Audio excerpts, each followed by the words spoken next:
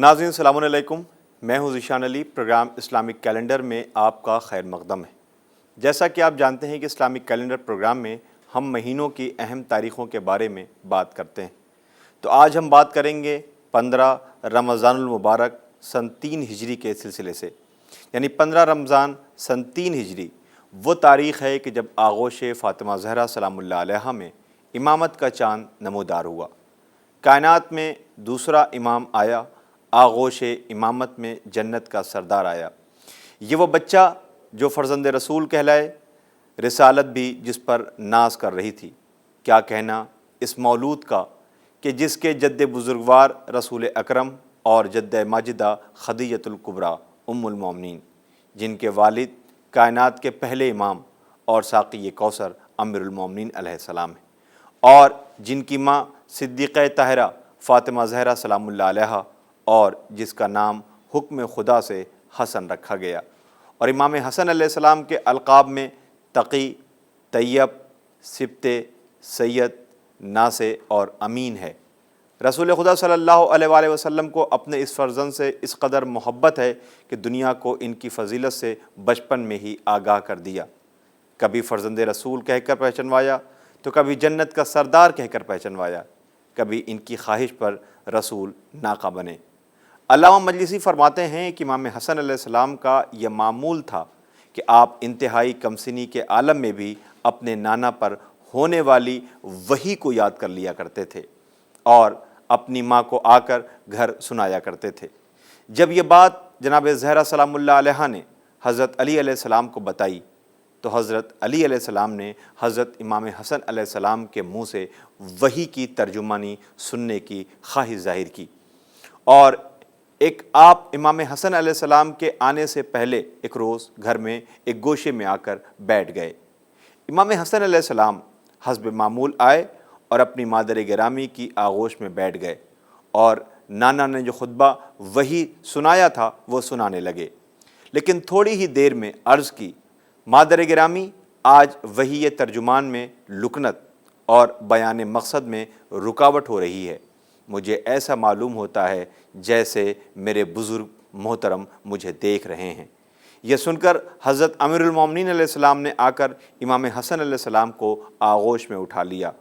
امام حسن علیہ السلام کے اس طرز عمل سے ہمیں نصیحت حاصل کرنا چاہیے۔ آج دنیا میں والدین کا احترام ختم ہوتا جا رہا ہے۔ اولاد اپنے والدین سے اونچے لہجے میں، اونچی آواز میں بات کرنے کو برا نہیں سمجھتے، تو دنیا دیکھے کہ امام علیہ السلام کے دل میں اپنے بزرگ کا کس قدر احترام ہے کہ باپ سامنے بھی نہیں ہے پھر بھی بولتے ہوئے زبان لکنت کھا رہی ہے، جس سے امام سمجھ گئے کہ ان کا بزرگ انہیں دیکھ رہا ہے۔ اور ماں کی یہ تربیت کہ بچے سے روزانہ رسول خدا صلی اللہ علیہ وآلہ وسلم پر نازل ہونے والی وحی خدا کو سننا، یہ باتیں ہمارے لیے درس ہے کہ ہم بھی بچوں کے دلوں میں واعظ و نصیحت سننے اور انہیں یاد کرنے کا شوق پیدا کریں۔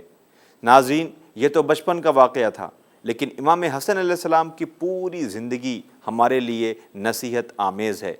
امام حسن علیہ السلام کے کردار پر روشنی ڈالنے سے ہمیں ملتا ہے کہ امام حسن علیہ السلام سخاوت کا بہتا ہوا دریا، توکل کی مثال، حلم اور اخلاق کا پیکر، زہد کی ترجمانی، سخاوت کا یہ عالم کہ آپ کے در سے کوئی خالی ہاتھ نہیں جاتا تھا، غریبوں مسکینوں تک کھانا خود پہنچاتے تھے۔ آپ فرماتے ہیں کہ بے شک میں اللہ کا سائل ہوں، اسی سے لو لگاتا ہوں۔ مجھے اس بات سے شرم آتی ہے، حیا آتی ہے کہ میں خود تو سائل ہوں اور سوال کرنے والے کو اس کے سوال کو رد کر دوں۔ بے شک خدا کی مجھ پر اتنی نعمتیں نازل کرنے کی عادت ہے، لہٰذا میں نے بھی اس کی نعمتیں لوگوں کو دینے کی عادت بنا لی ہے، اور مجھے یہ خوف ہے کہ اگر میں نے اپنی عادت ختم کر لی تو کہیں اللہ بھی اپنی نعمتوں سے ہمیں محروم نہ کر دے۔ ناظرین، امام حسن علیہ السلام کا یہ اقوال دنیا کو درس دے رہے ہیں کہ کبھی مانگنے والے، سوال کرنے والے کو حقیر نہیں سمجھنا چاہیے، بلکہ یہ سوچنا چاہیے کہ خدا نے ہمیں یہ فضیلت بخشی ہے کہ کوئی ہم سے مانگ رہا ہے، سوال کر رہا ہے، ہمارے سامنے ہاتھ پھیلائے ہوئے، تو ہمیں اس کے سوال کو رد نہیں کرنا چاہیے۔ اسی طرح سے جس طرح سے ہم اپنے خالق، اپنے پیدا کرنے والے، اپنے مالک خدا سے سوال کرتے ہیں، اور خدا ہمارے سوال کو رد نہیں کرتا ہے۔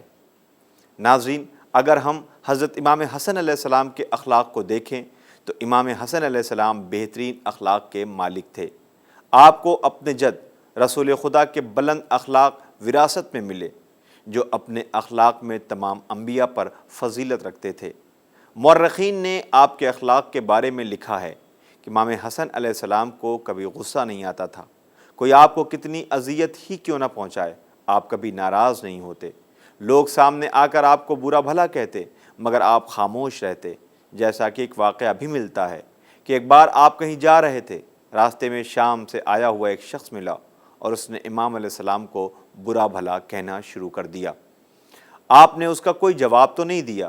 جب وہ برا بھلا کہہ چکا تو آپ اس کے قریب گئے اور اس کو سلام کیا، پھر فرمایا کہ بھائی، شاید تو مسافر ہے، اگر تجھے سواری کی ضرورت ہو تو میں تجھے سواری دوں گا، اگر تو بھوکا ہے تو میں تجھے کھانا کھلا دوں، اگر تجھے لباس چاہیے، کپڑے چاہیے، میں تجھے کپڑے دوں گا، اگر تجھے رہنے کے لیے جگہ چاہیے تو میں مکان کا انتظام کر دوں، اور اگر دولت کی ضرورت ہے تو تجھے دولت کا انتظام کروں تاکہ تو خوشحال ہو جائے۔ یہ سن کر شام سے آیا ہوا دشمن بے انتہا شرمندہ ہوا اور کہنے لگا کہ میں گواہی دیتا ہوں کہ آپ زمین پر اللہ کی حجت ہیں، اور کہا پہلے میں آپ کا اور آپ کے بزرگوں کا دشمن تھا، لیکن اخلاق نے مجھے آپ کا گرویدہ بنا دیا۔ تو ناظرین، یہ امام علیہ السلام کا اخلاق تھا کہ دشمن بھی قصیدہ پڑھنے لگا۔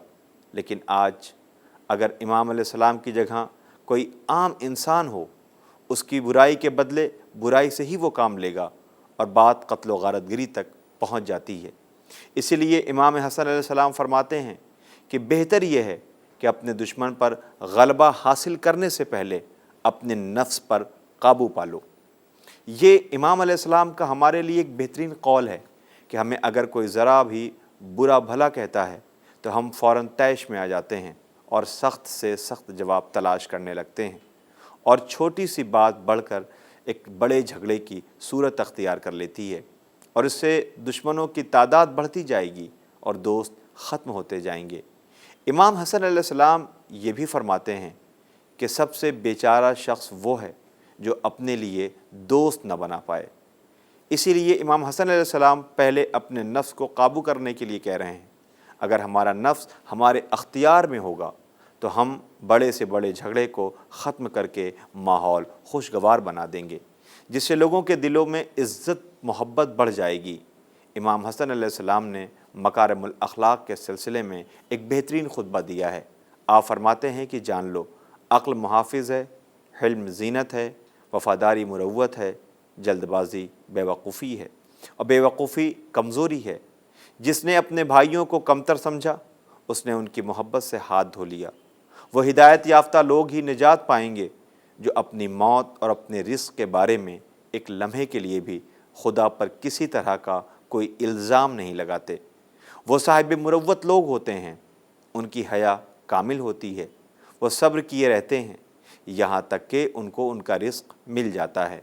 وہ دنیا کے بدلے دین کا سودا نہیں کرتے اور نہ ہی اللہ کی رضا کے بدلے دنیا حاصل کرنا چاہتے ہیں۔ انسان کی عقل مندی یہی ہے کہ وہ اپنے بھائیوں کی حاجت پوری کرنے میں جلدی کرے، چاہے وہ حاجت پوری کرنے کے لیے نہ بھی کہیں۔ عقل خدا کی عطا کی ہوئی چیزوں میں سے سب سے بہتر ہے، اس لیے کہ اسی کے ذریعے سے دنیا اور اس کی آفتوں سے نجات پایا جا سکتا ہے اور آخرت میں اس کے عذاب سے محفوظ رہا جا سکتا ہے۔ تو ناظرین، اسی کے ساتھ ہمارے پروگرام اسلامک کیلنڈر کا وقت ختم ہوتا ہے۔ ہم امام حسن مجتبیٰ علیہ السلام کی ولادت باسعادت کی مبارکباد پیش کرتے ہوئے آپ سے اجازت چاہتے ہیں۔ تب تک کے لیے خدا حافظ۔